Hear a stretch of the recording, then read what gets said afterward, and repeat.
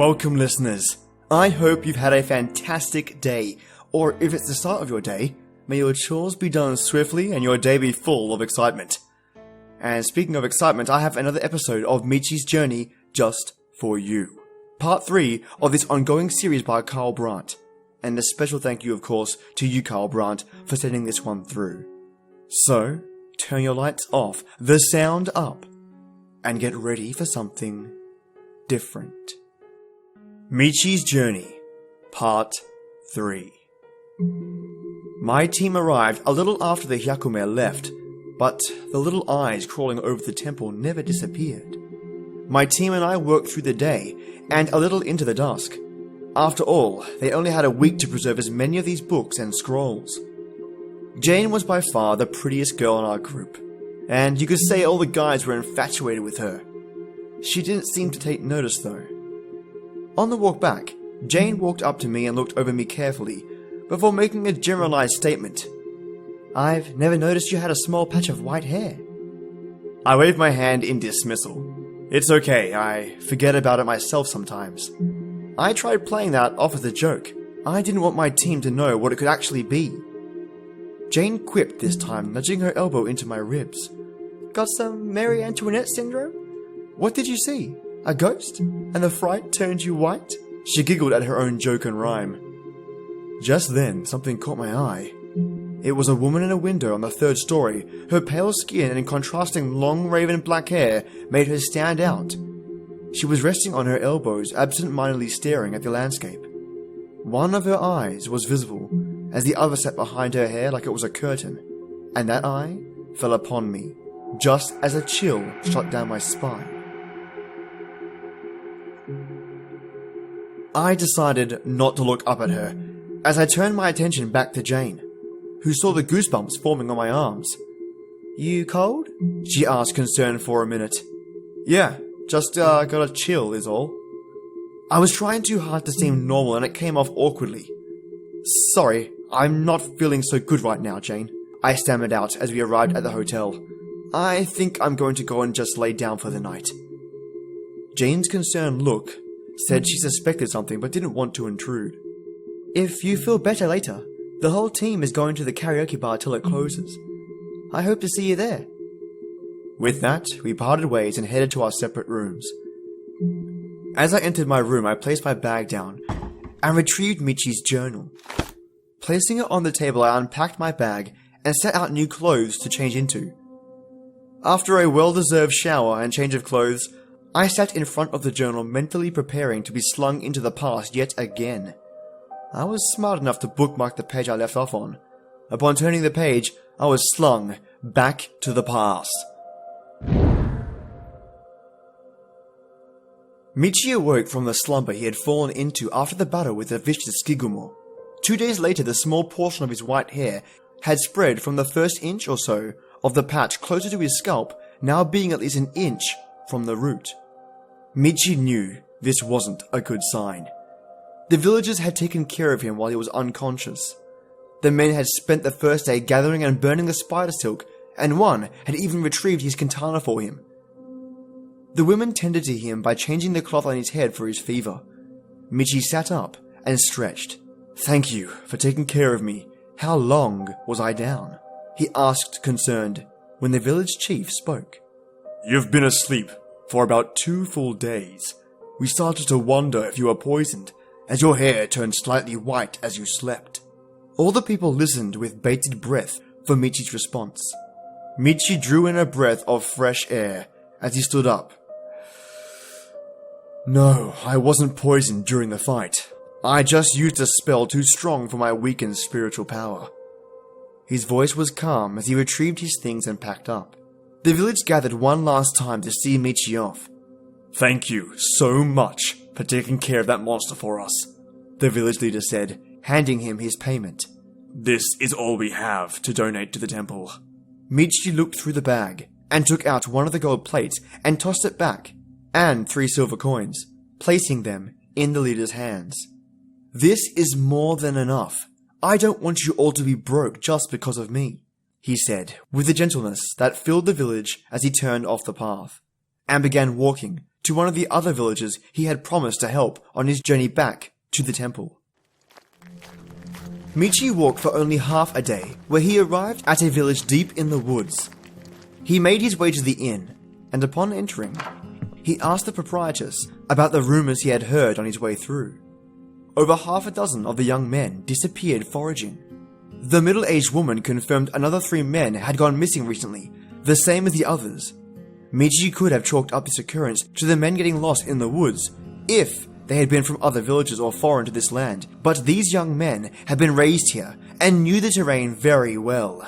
If you could contact the village leader and have him meet me in the guest room to talk, I would appreciate it. With that, he placed his things in his personal room and headed to the guest room, where he waited for the village leader. An hour or so passed when a man standing about 5'7" with a large build arrived. His arms looked like solid rock, but he sported a gut that told Michi the man liked his sake and meat. "Name's Daiichi," the man said as he sat down. "Nice to meet you, Daiichi. I am Michi, and along my travels, I heard that you've been having a disappearance problem. I'd like to offer my assistance," Michi said as he bowed his head in respect. "I believe a yokai has been stealing these men from the forest, and I'd like to stop it." Michi picked his head up and met Daiichi's gaze. Daiichi looked over the monk and his nose crinkled a bit. "How do I know you are a legit monk, and not just a con artist looking to make easy coin?" His brow furrowed as he spoke with venom. Michi respectfully understood the criticism, and spoke with a calm demeanor as he produced a seal and a piece of paper shaped like a person. He placed the paper down, and placed the seal on it. His hand then began glowing as he touched the paper, instantly transforming it into shikigami that resembled a small wolf. It yawned and then said, "Yes, what do you want?" "Meet my shikigami, Koroguro." The wolf turned to the guest and looked him in the eye. His bright yellow eyes and pitch black fur, pure contrasts of one another. Daiichi raised his arms in defeat, and his expression softened. "Sorry, we've been scammed before, almost costing me my position in the village." With that, Michi returned Kuroguro to his world and packed away the 2 items. "I understand. I'm here to help. Have the men that go missing all left in the same direction by chance?"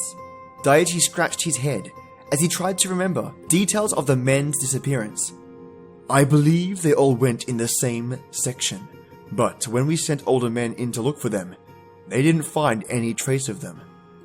Michi pondered for a moment. "I can't say for sure what yokai this is, as there are multiple possibilities. Can you draw me a map and the way the men traveled?" Daiichi nodded. "Stay here for the night and rest up. I'll draw you that map and bring it to you in the morning." With that, Daiichi left to perform the task, and Michi retired to his room. The next morning, Daiichi did as he promised. He would and indeed did deliver the map to Michi. "Thank you, Daiichi. With some luck, I should either learn the locations of the men or find out their fates, but at least I'll be able to stop future disappearances." With that said, Michi slung his pack over his shoulder and placed his katana on his hip as he set out to look for something unknown. Michi began walking east into the forest. Nothing unordinary but a faint sweet smell filled the air, almost like a perfume of a fruit-bearing plant. This made Michi suspicious. As he followed the fragrance, he kept his guard up. It took him 10 minutes to find the source. It was a young woman by some foliage near a creek. Her kimono hanged loose from her shoulders. The sight from behind would drive any other man to lust, but Michi was more cautious. He observed from a distance. She had flawless skin and long red hair the color of a rose. She dipped her hand into the water and swished it before she spoke in a gentle tone. "I know you're there. Why don't you come join me by the creek?" She looked over her shoulder, and Michi couldn't believe his eyes. Her eyes were brilliantly green like an emerald. They sparkled slightly too. "Are you foreign-born?" he asked hesitantly, but took a step through the thick brush. "Yes, I am," she said. Her voice almost rang. like bells in his ears. She was beautiful beyond compare. Her kimono hung just low enough to expose her ample chest. As he drew closer, the brush had become slightly thicker than before, but that was to be expected. These plants got better nourishment from the creek. "What are you doing out here alone?" he asked, as if he was concerned for her safety. She dropped her kimono all the way down to expose her whole body. A slender frame that would make an hourglass jealous, and pristine skin that any doll maker would love to make his dolls have. "I am here to bathe." Just as she turned to cup some water and poured it over her exposed skin. Michi's senses dulled as a flowery aroma overtook his mind. It's not good for a young woman to be out in the wilderness alone. He continued to advance towards her when he came across what looked like a budding flower pod.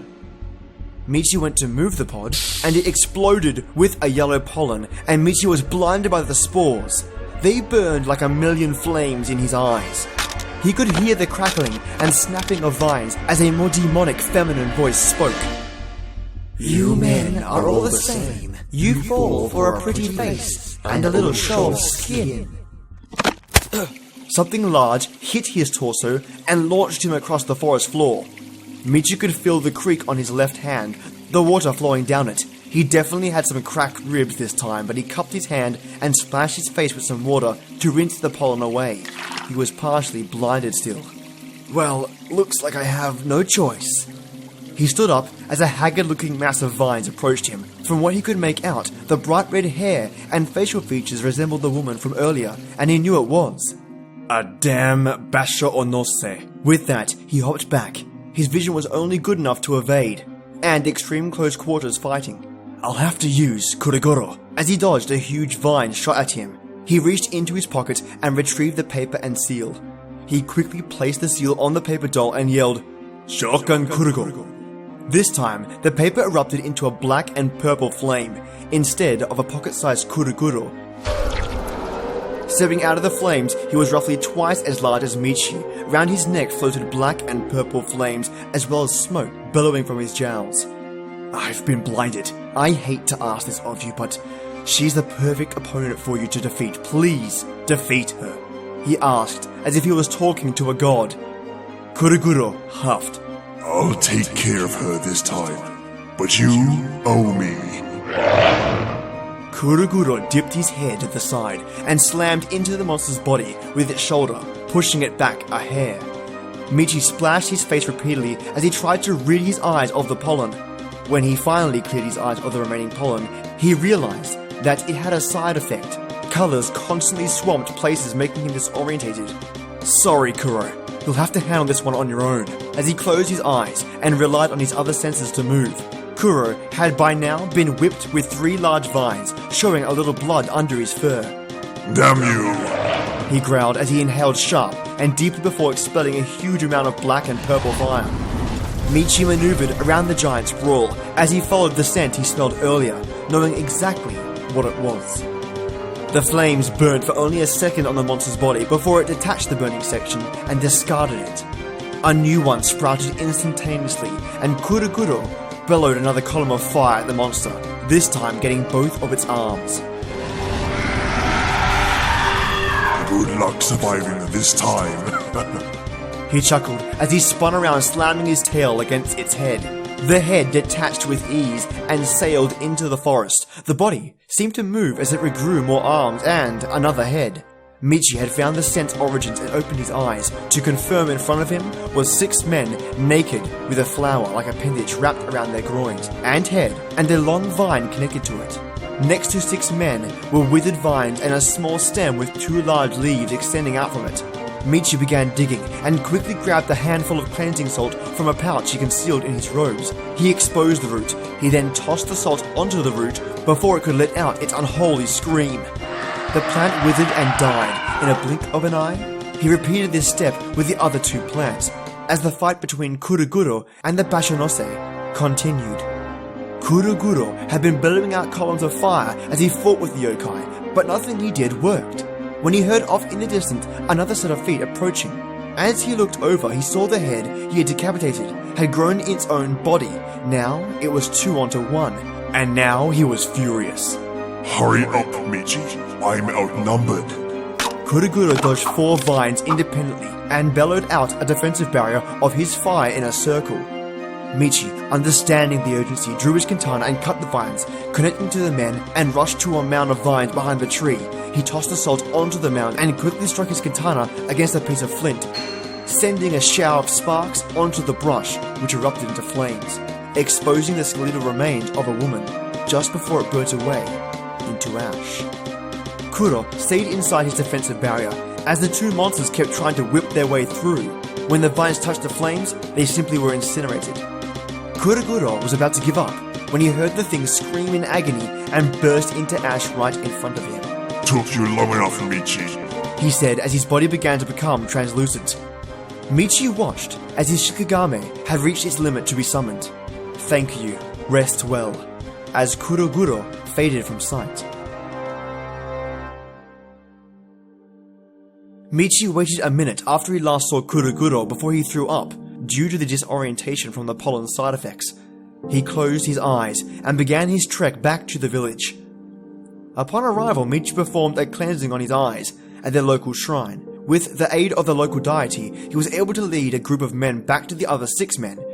He decided to explain what it was that happened when the men had awoken. It had taken 3 days, but he gathered the men that were afflicted by the yokai and gave to the village 6 small pouches of purified salt and handed it to the men.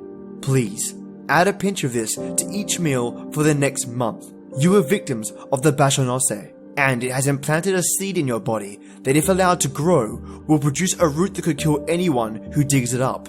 The villagers all gasped at this statement, and Michi calmed the calamity that arose. The Bashōnosei is a yokai born from a young woman being rejected in love and flees to the wilderness where she meets her end. Her rejection is so great that it possesses the foliage and uses it to take revenge on young men. Michi took a breath and continued. They can sculpt the vines into anything they want, including their ideal body, which they use to draw in young men. They then use them to extract their life force till it's extinguished and their seeds are planted. The men's eyes had widened and one spoke. So, if we eat a pinch of this in our meal, it'll get rid of the seeds, right? Michi nodded. Yes, that is sacred purified salt. It will wither the seed till it is no more. The village cheered that the young men returned. Michi smiled and dismissed everyone as he was tired and wanted to return to his room. Like a blink of the eye, I was back in my own body in the present. I wrapped the book up, like always, and decided to relax for a bit and join my group at the bar. I walked down the street that I did earlier with Jane, and the same woman was in the same position as before, leaning on her elbows, her black hair a curtain over one eye, her porcelain white skin still contrasting that black hair. This time, I waved to her as I passed, not wanting to be rude. Man, was that a mistake. A grin spread over her face as she placed her palms flat on the windowsill of the 3rd-story window. Her movements were unnatural, like she was missing something. She acted as if she had no legs. She supported her weight on her arms when it dawned on me she wasn't a real person. She was a yokai. Just as I realized my mistake, she dropped from the window with a sickening splat that emanated just from the bushes she just landed in. I began to back up as she crawled out of the brush. A scraping sound accompanied by her hysterical laughter. She spoke. I thought you saw me earlier. I bet you taste delicious. She cackled as she moved towards me. I'm going to devour you and get stronger, she said as she sped up her crawl, which forced me to run. This was mistake number 2, as she stretched her arms out all the way in front of her like an animal stretching its front legs after waking up, which allowed her to launch her half-body towards me. Bye-bye, she yelled as she produced a long black scythe and swung at me. I turned around just in time to throw up my arm to defend myself and cower when the unexplained happened. I thought I heard the scythe make contact with a distinct metal scraping sound. I opened my eyes to see a tiny Yokai blocking the scythe. I followed the blade's curve and realized it had slightly nicked my right side, no more than a standard razor would. I decided to try something in that split second. I made the 9 cuts. Rin, Pyo, To, Sha, Kai, Jin, Retsu, Zai, Zen. With that, the thing disappeared from sight, and I breathed a sigh of relief. I clutched the nick real quick with some pressure and a napkin from a nearby store. I then continued to the karaoke bar, where I spent the rest of my night with the group. This concludes Michi's Journey Part 3, but I have some cool notes from the author. Now, these notes are by Kyle Brant, and I think they're fantastic. They give you a bit of a slice of what the author's thinking when they wrote this story, and I really appreciate Kyle Brant sending this through. So here we have some monster notes.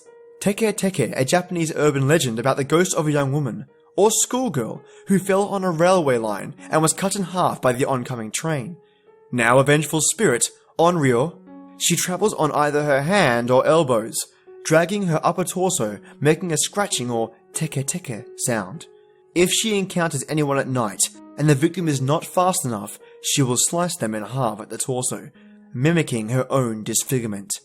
So that was the monster we just heard about that jumped from the window down to Michi. Now Kyle has some information on the Bashōnosei.